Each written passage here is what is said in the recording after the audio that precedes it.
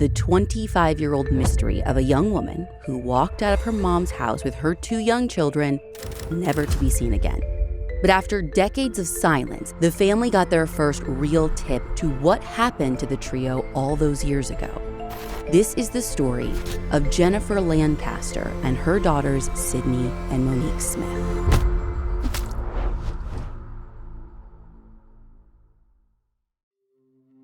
It's around noon on May 13, 2000, when Vicki Lancaster starts thinking that something might be wrong. Her 20-year-old daughter Jennifer and her 2 little girls, Sidney and Monique, didn't come home last night. Jennifer's a single mom. The 3 of them live with Vicki, and Jennifer relies on her mom for help, especially at night because Sidney is only 14 months old and Monique is a newborn. Like, Jennifer gave birth to her just 5 weeks ago. In those 5 weeks, she has never gone MIA. So, like I said, by noon, she knows something is up. So she has Jennifer's younger sister, Jessica, call the father of her girls. He and Jennifer are no longer together, but they all live in Topeka, Kansas. And while he's not super involved in their lives, Jennifer's family thinks that, it's worth giving him a call anyway, right? But Monique and Sidney's dad says that he hasn't seen or heard from Jennifer, doesn't know where she is, doesn't know where the girls are. And the family does believe him. Vicki told our reporter at this point she starts thinking back to her last interaction with Jennifer the night before. And she remembers that she had one of the girls' quilts in a bag when they walked out of the door at 8 p.m. Like, they'd all just gotten back home from dinner with Vicki's parents and Jennifer was headed out again. Vicki even asked her what she was doing with the quilt, and Jennifer told her that she needed to take it to the cleaners, which was odd because they had a washer and dryer in the house, but at the time she didn't really question it. She's only questioning it now. So Vicki tries calling Jennifer's cell phone, but she doesn't answer. And as she's looking around for any clue as to where she might be, Vicki actually finds Jennifer's phone in the house. So she left it, either accidentally or on purpose. But while the phone is there, she starts noticing a lot of other things that belong to Jennifer and the girls are not. The family had recently moved into that house, so a lot of the stuff that they had was still in boxes. So Vicki hadn't really noticed before. It's one of those things you have to kind of get into the details of. But she didn't see her moving boxes in and out of the house, just this quilt. No. If this stuff got moved out, it would have had to have happened earlier. She doesn't know when, and she doesn't know what it means, but it probably scares her a little to realize this. So she calls the Topeka Police Department at around 6 p.m. to report Jennifer missing. And the police obviously have questions, right? They want to know what is missing, what is going on with her, what could have led to this disappearance. Vicki says Jennifer and her children and their belongings are all missing, just like she'd found. But she tells police that she doesn't feel like Jennifer would just run off with the girls. The girls were so little and Jennifer had never been able to handle them on her own. Vicki and Jessica were always helping her out with them, which makes sense to me. 2 kids under 2 at 20? Are you kidding me? I couldn't handle a newborn by myself at 33. So it does seem off that one day she would suddenly just run off alone with the girls. Now, Vicki says Jennifer is a bit rebellious, and she has been mixed up with the wrong crowd for a while now. But she's not involved in drugs or anything like that, at least as far as they know. Only they do know that she does drink a lot sometimes. And the police basically tell her that while it looks more like she left on her own accord than not, they will still take a missing persons report for her and her daughters. But it's really here that Vicki and Jessica realize that for police, taking the report and actually doing the things they need to do to find her are very different things. Right. So Vicki and Jessica start a search for Jennifer themselves. They get flyers printed with a picture of Jennifer and the girls. They start posting them all over. They even get people to help post them at truck stops across the U.S. It's 2000. There is no Facebook. I don't even think I had a MySpace then. This is just the 2 of them trying their hardest to get the word out, hoping that someone, anyone, anywhere will come forward with a tip or a sighting. And in all this time, too, Jessica had started calling other friends. She and Jennifer are pretty close in age. They know a lot of the same people, and for much of their lives, they did everything together. But everyone she is calling hasn't heard a thing. Now, it's important to note that Jessica says she and Jennifer were super close most of their lives, like I said, But Jennifer at times struggled with her mental health and she would distance herself. Vicky tried for years to convince Jennifer to get help, but she was never receptive to it. And her mental health declined even more when she got pregnant with Sidney. And then by the time she had Monique, again, 5 weeks before this, she was really struggling. So after Monique was born, Jessica said that Jennifer wasn't even showing interest in the girls. Which sounds a lot like postpartum depression. Right. I mean, the family doesn't know that for sure.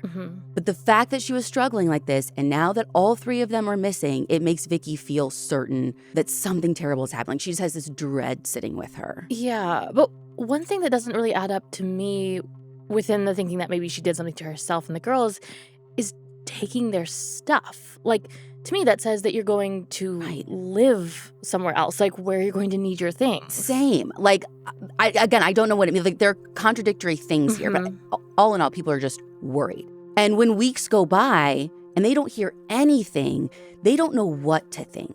So one day, like 2 weeks out, Jessica decides to head out with a friend to just drive around Topeka looking for any sign of Jennifer. I mean, this is literally a long shot, like needle in a haystack kind of thing, but like, what are you going to do at this point? But they actually do find something on this drive, and it's something big.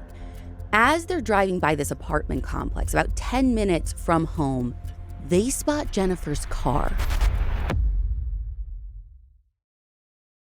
Jennifer's Jeep Cherokee is sitting in the parking lot of this complex. Jessica walks up to it to look inside, and it's empty. Now, Jennifer's car is typically pretty messy. Like, Jessica told us it usually looks like a trash can. Her words, not mine. Okay, as someone with a trash can car, we do not take offense. Right? But the weird part is here. So again, like, she's got kids, whatever. Normally it's a hot mess. But when she looks inside, it's clean. And not just like tidy, it looks like it's been cleaned out. I mean, even the girls' car seats aren't there. And that stands out to her as super odd. Yeah, does this apartment complex mean anything to them? Like, did she know somebody who lived there? Not that Jessica knows of, or they probably would have checked it earlier, right? But she does plan on finding out for sure, because she goes around the complex asking people if they have seen anyone resembling Jennifer or Sidney or Monique, but no one has. Which none of this is making sense. Like we said, why take your stuff unless you're planning to start over or go somewhere, but you can't go somewhere without your vehicle. Right. And like, you're clearly still going somewhere, right? Or you wouldn't need the car seats. Right. Unless you had another car. Whose though? Because Jennifer didn't have a second car. I mean, she didn't have money for a second car. Hers was in fine working condition, so there's no reason to like go buy a different car. And whoever left this car there took the keys with them. Clearly, because none were left behind. Right. So I don't know, at this moment, they're thinking maybe someone picked her and the girls up, they left together, and Jennifer just left her car there, maybe temporarily, like maybe she planned to return, that's why she took the keys, but there's really no way of knowing. At this point, Jessica knows she needs to call police, like maybe they'll know what to do. So they show up, they check the car out, but that's like the extent of their investigation. They don't process the car, they don't collect any fingerprints on the car, nothing. I mean, it's kind of hard to stick with the theory that she like left on her own free will when her car is left behind and totally cleaned out. Yet they seem to. Like, we FOIA'd the records for the police investigation so we could get details about how they were thinking about this, what happened, but that request was denied, and police wouldn't speak to us either because they said this is still an open case. So we only have Vicky and Jessica's like version of things, like their account of how they were treated by police or what they think police did or didn't do. Police wouldn't speak to us either because they said this is still an open case. So we really only know what Vicky and Jessica discovered on their own search for Jennifer and the kids. So because the police aren't taking the car, now the family has this to deal with. And because there are no car keys, Vicky has to go to the dealership. She has to get a new key made to move the car. And she takes it back to Jennifer's grandfather's place where they just kind of leave it. Because, I mean, they don't know what to do with it. And police are just like, here, you take it. So, I mean, best they do is they just like hold on to it, hoping that Jennifer is going to come back and need that car one day. Now, at this point, Vicky decides that the best thing she can do to figure out Jennifer's movements or what's going on is to get Jennifer's phone bill, because Jennifer is still on her plan. But what she sees is a little scary because she finds out that there have been no calls outside of calls to her and Jennifer's grandfather that had been made from her phone in the entire week leading up to her disappearance. So this isn't really helpful. And whether or not it was intentional, TBD, we know the phone clearly wasn't used after she goes missing, right? Because the phone was still in the house. Yeah, but if she did mean to go off grid, she could have gotten like a burner or a prepaid phone to use. Like,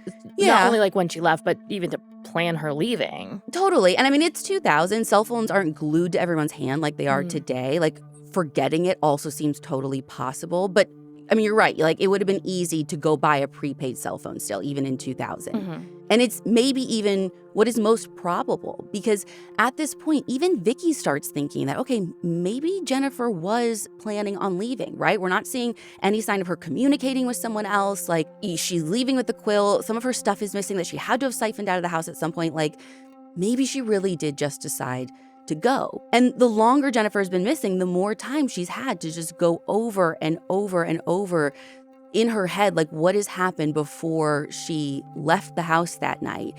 And though at the time she told police that Jennifer wasn't really acting differently, like, she's realizing now that she kind of was acting a bit odd in the week leading up to her disappearance. She told us that whole week, Jennifer brought the girls to have breakfast with Vicky at the hospital that Vicky worked at, which was out of the ordinary for sure. But at the time, Vicky was just grateful for that time with them, right? Like, she said in those breakfasts or whatever, Jennifer was acting like fine, but it was almost like she didn't want those meetups to end. And now looking back, she's like, that's super strange. Like, was this, I don't know if she was thinking, was this some kind of goodbye or whatever? But she starts thinking about what else was going on that week. What was different? And that was the week that Jennifer had gone back to work as a dancer at a popular gentleman's club in Topeka called Baby Dolls. And who was watching the girls? Jessica did that week. Okay. Now, pre-Monique, she worked the night shift at Baby Dolls, but coming back, she was on days. So her mom's thinking, okay, maybe something happened there.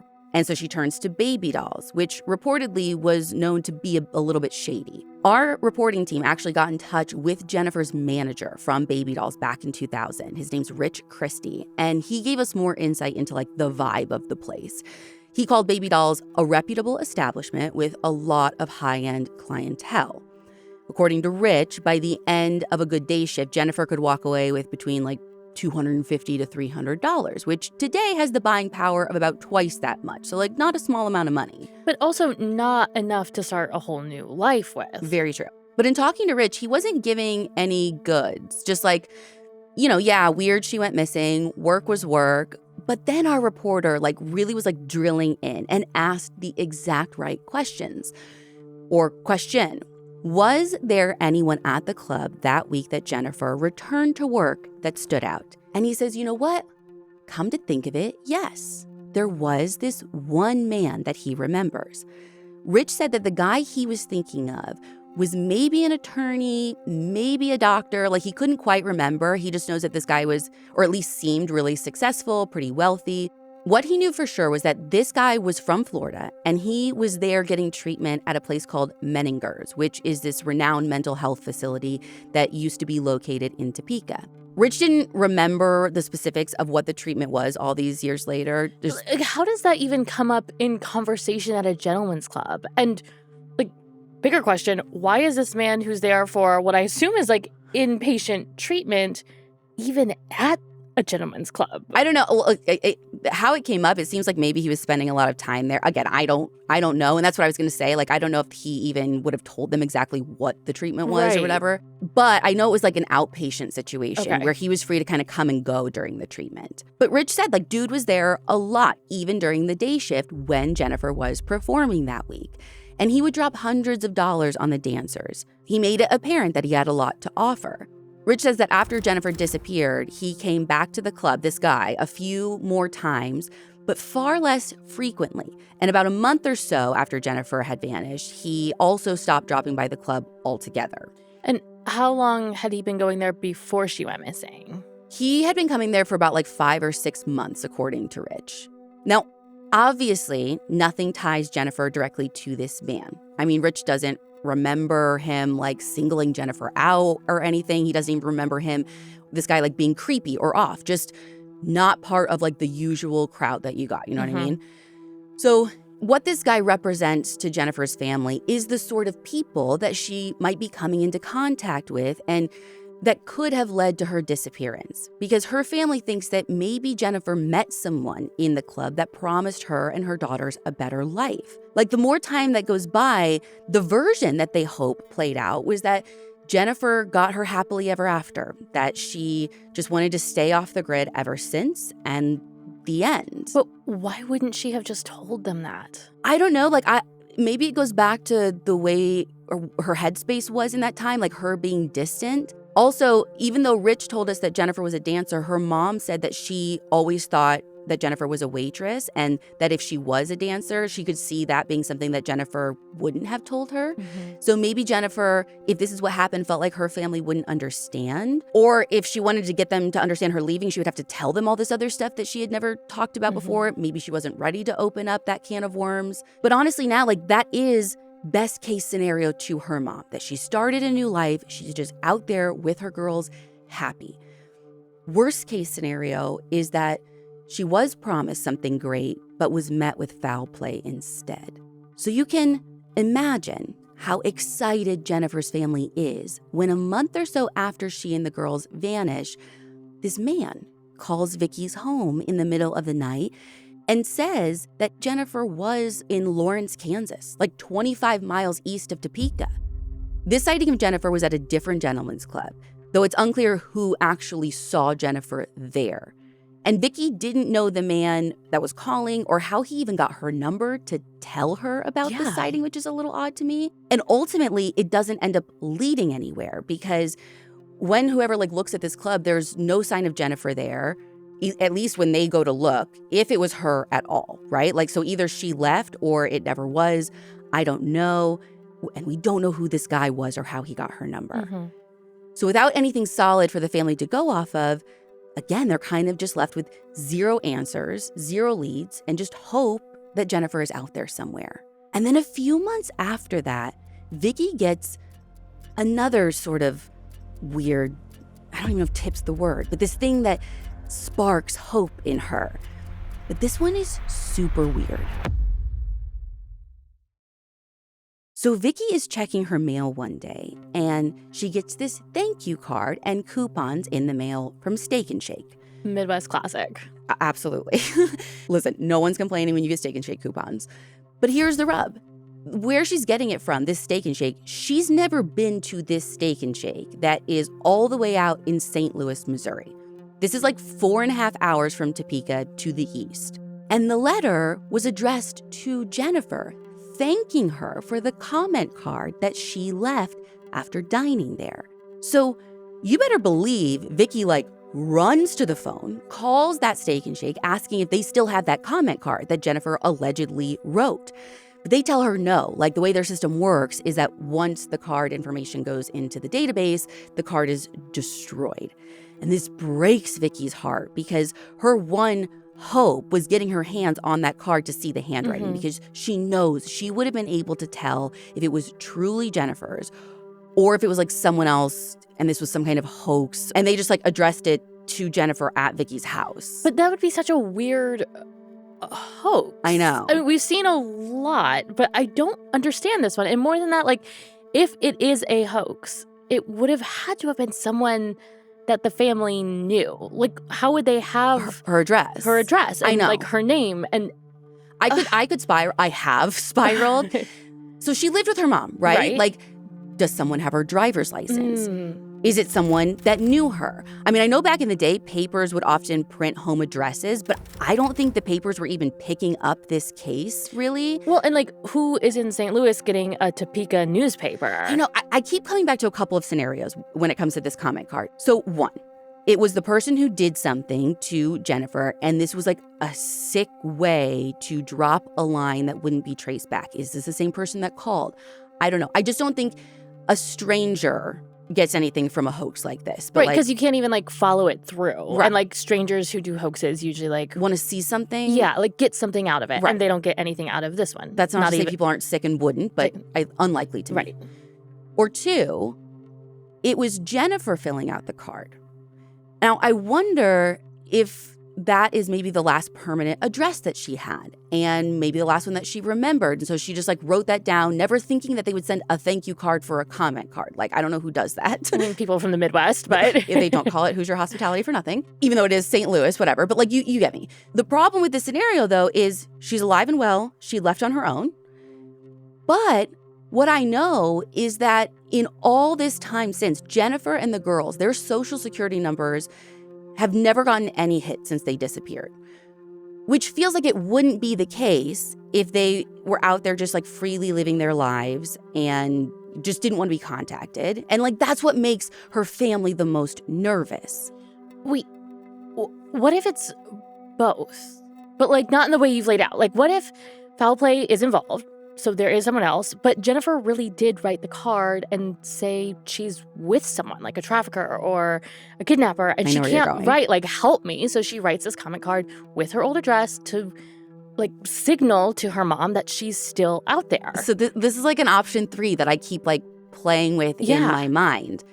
And actually, that option that you laid out is one that I think Vicky, her mom, like, believes most to be true. Because a huge fear for her and for her whole family is that Jennifer could have been trafficked. If that's actually what happened, there's a huge possibility that the girls could have been taken from Jennifer, given new names, new fake socials, even ended up somewhere else, not even knowing who they are. I mean, they were so tiny when they disappeared. They were like literally babies.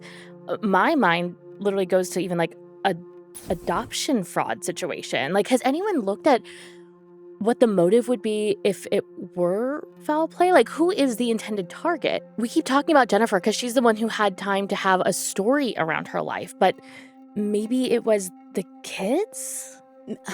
It's totally possible. And like you said, I mean, the wild part is they're so young that they would have absolutely no memory of where they came from other than like what they were told by someone. Like, the problem we have here is I don't think anyone has enough information to say what the motive is, because I don't think you can talk motive without knowing what really happened, right? But I will say, I mean, there's been some online chatter. Like, one of the things I came across that I found really interesting is this kind of fringe theory that maybe this serial killer, a guy named John Robinson, could have something to do with Jennifer's disappearance. So according to something I read on Investigation Discovery, John was a serial killer that operated in the Midwest, but specifically the Kansas and Missouri areas around the time of Jennifer's disappearance. And I mean, listen, I would love to know if John was a patron of baby dolls, but like everything I found about him online is that like he tried to maintain this facade of this super upstanding citizen. I mean, he was a Sunday school teacher. Doesn't mean he didn't, but like doesn't fit the like persona he was trying to put off. Right. But he ultimately got arrested on a sexual battery complaint in June of 2000. This is just a month after Jennifer and the girls vanished. And from there, detectives discovered human remains on his property. The thing that's wild is he was known for, get this, allegedly promising women a new life before murdering them. And he wasn't above selling their children in the process, which he did in at least one case that he is tied to, like a murder conviction. And law enforcement has said they do think he has more victims that just haven't been ID'd. Okay, have they looked into him specifically for Jennifer's case? I couldn't tell you because police stonewalled us. I mean, he's certainly someone I find very interesting. Well, yeah, it literally fits like square into one of the first theories the family brought up, like offered a new life and takes it. And like, to me, it's like the Kansas and Missouri connection. But again, I don't know like when he was like locked up. Is the postcard come after he's already in jail? Like, I'm still like looking into this guy. I don't know. And listen, those two places are right next to each other. Like, it's not a one in a zillion coincidence. But just, she goes missing in Kansas. The comment card comes from Missouri. I don't know. What I know is that sadly, that comment card was the last tangible lead the family had in over a decade. And I don't even know how seriously police took this or if they even looked into it at all. I mean, they definitely didn't collect the card as evidence or anything because Vicky still has that card today. Not that it would be evidence, right? Like, I know but she didn't write it, but they didn't copy it, keep it in the file, whatever. Now, throughout this time, the original detective assigned to this case, Detective Terry Harris, would check in with Vicky every so often. It'd be the usual no updates, but she felt like he was putting in real effort into looking for her daughter and grandchildren. So at some point, it kind of felt like this turned into an investigation, right? Yeah, but did they ever check the car for evidence then? Like, go back and do that? I didn't say a good investigation, no. So according to Vicky, the car, she tried to keep it as long as she could in case Jennifer came back, but it got repossessed at some point, though she can't remember exactly when. So whatever happened inside that car, if anything, whoever was in it, or if it held any clues as to where to look for Jennifer and the girls, that remains a mystery. Even in spite of that, Vicky had at least an ounce of confidence in Topeka PD until 2011. That's when she gets a call from a new investigator in charge of the case asking her to submit DNA. The investigator won't give a reason why, and Vicky is living in Houston at the time, so she's like, sure, the next time I'm passing through Topeka, I'll give you guys my DNA. But the detective is like, no, you need to go to the nearest police station as soon as possible and give them your DNA. Like, please hang up now. What do the police know that we don't know? Well, what do they know that even Vicky doesn't know? Because they won't even tell her why. So she goes to the Houston Police Department to give her DNA, and she asks the detective there, like, do you know what's going on? Yeah. And he tells her what police in Kansas wouldn't, that police found female remains in Illinois that they think might be Jennifer. Immediately, Vicky goes home and Googles female remains in Illinois. But what she finds, she's not seeing any connection to the details, on Jennifer's case. Like she doesn't see whatever it is police see. But, is there something police know that we don't know? Right. So she tries going to the police to see how they're tying them together. She calls Topeka PD back. Basically, everyone's saying, no one has the details except for this one new investigator, and she isn't sharing. So Vicky just gets left in the dark, waiting to see if her DNA is a match to this doe. When the results finally come back, it turns out not to be Jennifer. And Vicky is relieved, but also upset by how detectives handled the whole situation. Because, listen, it doesn't matter if it's been 25 years or 25 days, the pain of a missing child never goes away. So, a bit more empathy from police would have gone a long way with her. And when Vicky shares her anger with the detective's boss, she believes that may have been the catalyst for what happens next. Or rather, what doesn't happen. Because after the DNA results are in, Vicky says she never gets an update on Jennifer's case ever again. My hopeful little butt thought the boss was going to be upset with how the detective handled it, but no. The blue wall is firm. Stand by your own. This is so disheartening. I've seen this over and over. The more cases we've done, the more families I've worked with. Families really have no rights when it comes to how they're treated or what they have access to information-wise. But listen, if law enforcement is going to protect their own, we can do the same, right? And people do show up for Vicky and really show up for Jennifer. In 2015, Rich, the club manager, takes it upon himself to start asking around to see if anyone knew anything about Jennifer's disappearance or if they'd heard any updates. And his interest in Jennifer's case rubs some people the wrong way. Police perk up when they hear that he's asking around because they immediately call him in and start questioning him. Almost like he has something to do with that. And he's like, listen, I didn't have anything to do with this. I just feel like it's wrong. There wasn't a bigger investigation and you guys seem to have no interest. So I'm just asking questions because no one else is. Rich says that no one at his club was ever interviewed. The club, which is the one place that could have held so many answers in this case. Exactly. It shows you what he's talking about, the lack of investigation, of not even trying to get to the people who might have answers. Even after Rich left Baby Dolls, he could never shake that sad feeling he'd get for her mom, who had to go all those years with no answers. And the fact that two little girls just vanished too. It just doesn't make sense to him. But despite even his asking, him hitting the pavement, nobody knows anything. Now, in 2021, a cold case investigator for the Shawnee County DA's office takes over the case. And a local reporter, Tim Rencher, reports again on Jennifer's disappearance. He had done some in the past. It's in his update article that Vicky sees this line that doesn't make sense to her, right? She's reading about her own daughter's case, but it says that the family didn't want to be contacted. And she's the family. Yeah, she's like, well, I know that's not true. Nobody called to ask me. So she calls up the investigator and asks where that statement came from. And they tell her that no one has reached out to her for the past decade because of a note in her file. I'm sorry, what note? A note that says the family doesn't want to be contacted about Jennifer's case. What? Vicky says that the detective who kept her in the dark about the Illinois remains is the one who put that note in there. And she doesn't know exactly why, but Vicky thinks the detective may have done it out of spite after she called the detective's boss and complained. So she was like punishing her.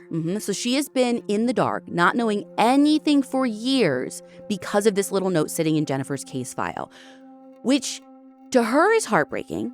For me is rage-inducing. Yeah. And I would like to remind everyone again that we tried to reach out to police for records and for an interview.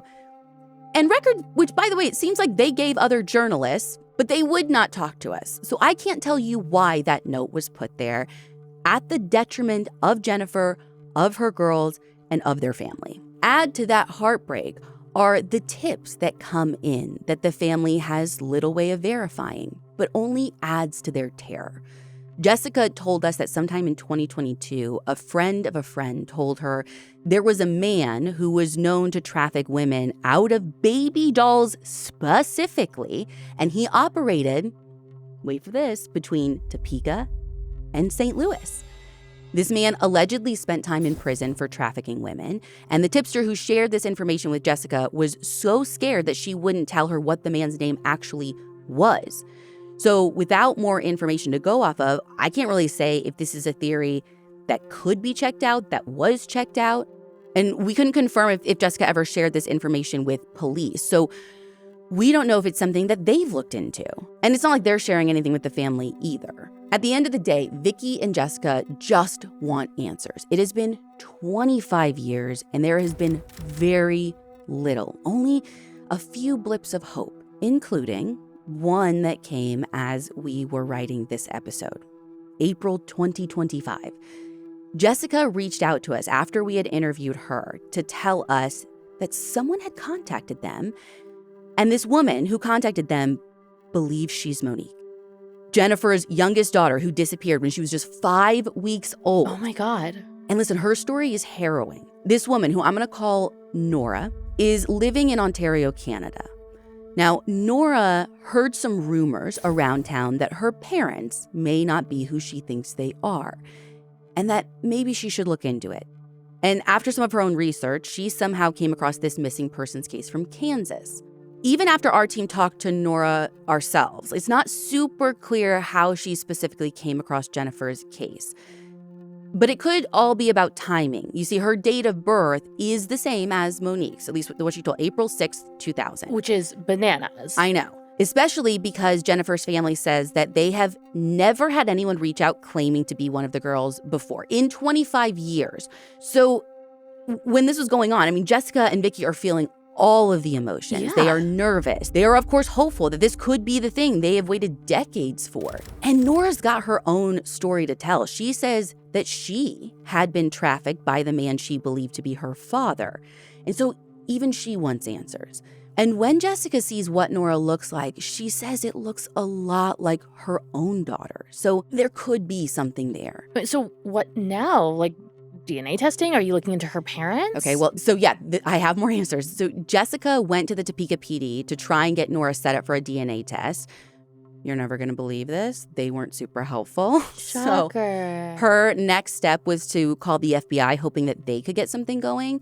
And listen, they didn't have anything more than recommendations to offer. There's nothing they can do. But Jessica was determined. So she suggests that Nora go ahead, submits her DNA to the nearest police station, which we were able to confirm with Canadian police that they received her sample and are preparing to send it to Topeka PD. But that's where their involvement ends, and it becomes up to law enforcement in Kansas to do something with it. And we have no idea how long that will take.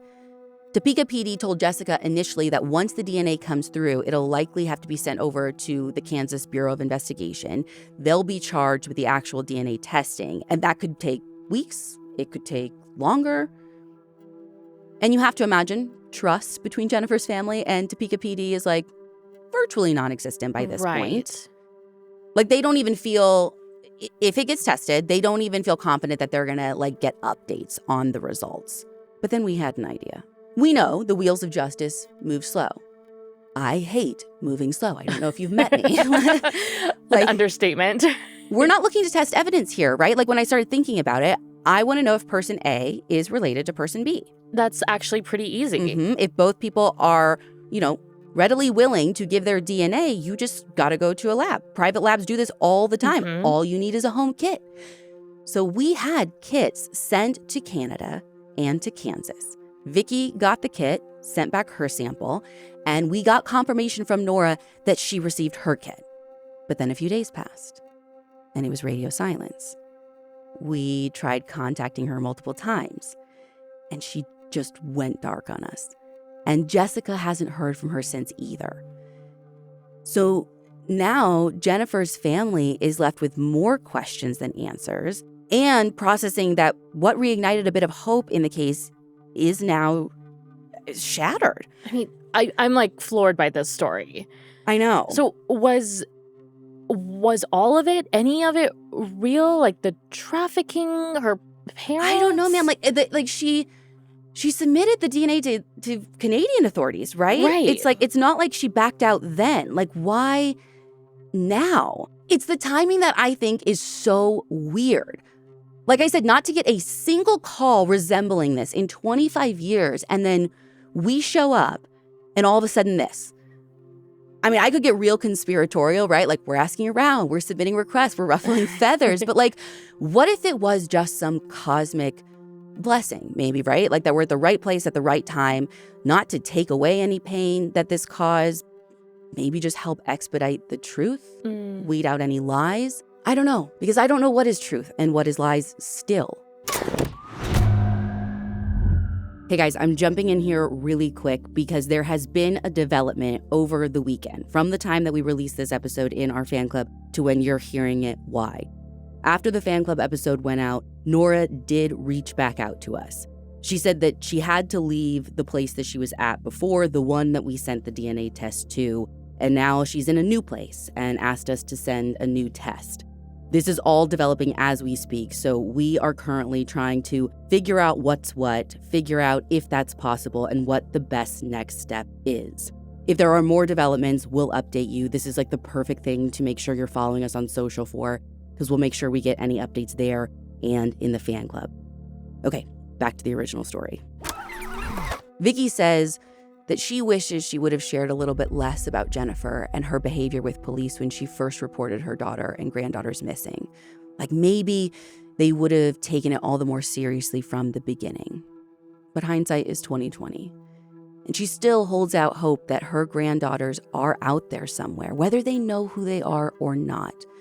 So she has submitted her DNA to law enforcement, and her granddaughter, Jessica's child, has submitted her DNA to Ancestry.com.